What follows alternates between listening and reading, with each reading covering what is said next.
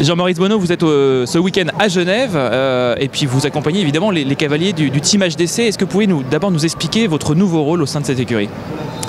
Bien, c'est dans un premier temps le souhait des cavaliers, c'était de les accompagner principalement sur les compétitions pour valider les choix, pour les stratégies d'engagement et ce qui me permet aussi dans un premier temps de connaître les chevaux.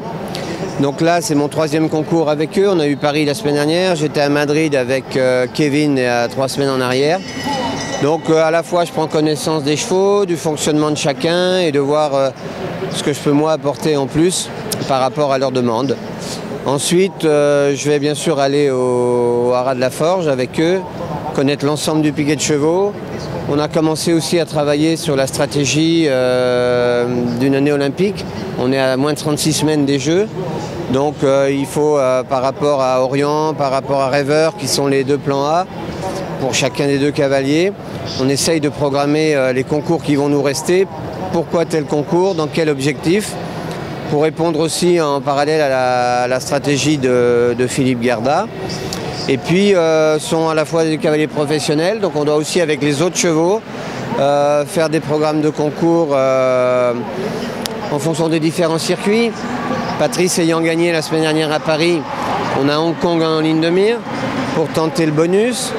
Et il y a la Coupe du Monde, il y a des chevaux en développement. Enfin voilà, c'est tout un ensemble qu'on va manager au fur et à mesure. Alors justement, qu'est-ce qui manque à ces 2 couples, on va dire, pour préparer les JO et pour être serein jusqu'à Rio?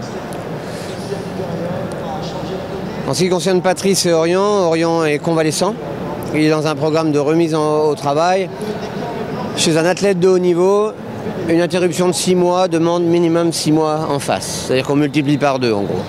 Donc là, le cheval regalope. On est dans un schéma de fitness pour l'instant. Techniquement, le cheval n'a plus rien à apprendre. Donc la priorité, c'est de le mettre bien physiquement. Et si tout va bien dans le meilleur des mondes, on sera présent en début d'année sur des concours de préparation.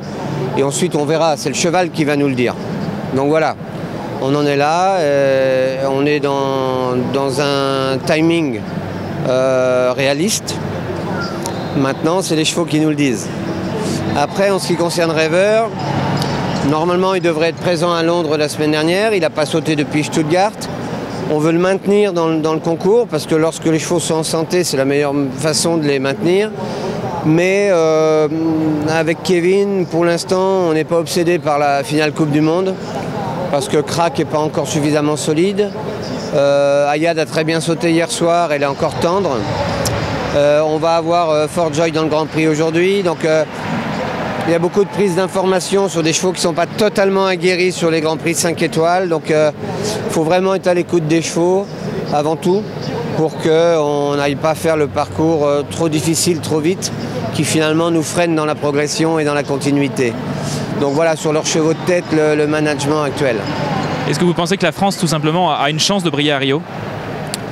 Je pense que si je reprends ma casquette de chef d'équipe du Brésil, c'était vraiment une des équipes à battre sur le papier. Maintenant, je sais, pour le vivre de l'intérieur, que quelle que soit l'équipe, c'est jamais un long fleuve tranquille.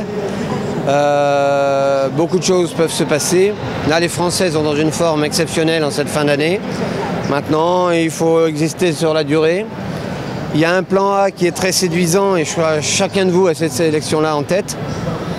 Mais pour avoir été manager d'équipe, il faut avoir des plans B parce que sinon on risque d'avoir des surprises désagréables. Donc je crois que surtout qu'il faut rester très très serein. L'année des Jeux, tout le monde devient un peu fou. Et il faut que les acteurs principaux restent très calmes et très concentrés sur le travail à fournir. Alors justement, une petite astuce que vous donnez à vos cavaliers pour rester très calme? Je ne vais pas les dire devant un micro, je les garde pour moi.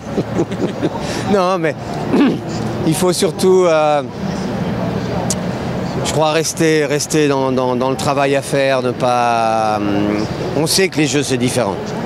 Donc on les a vécus, il faut se servir des expériences vécues pour ne pas tomber justement dans ces travers où tout le monde s'excite, tout le monde fait des pronostics, tout le monde... et c'est la magie des jeux. Mais à nous de rester calme, il faut être présent au mois d'août là-bas avec des chevaux sur un pic de forme. Alors non, il n'y a pas de truc, il faut Je crois se dire chaque jour qu'est-ce que j'ai fait aujourd'hui qui m'amène vers ça. Et essayer que sur tous les secteurs physique, technique, mental, on soit sur un plan de marche qui soit bien organisé, professionnel. Et voilà, le reste, rendez-vous là-bas. Jean-Maurice, merci beaucoup. Merci à vous.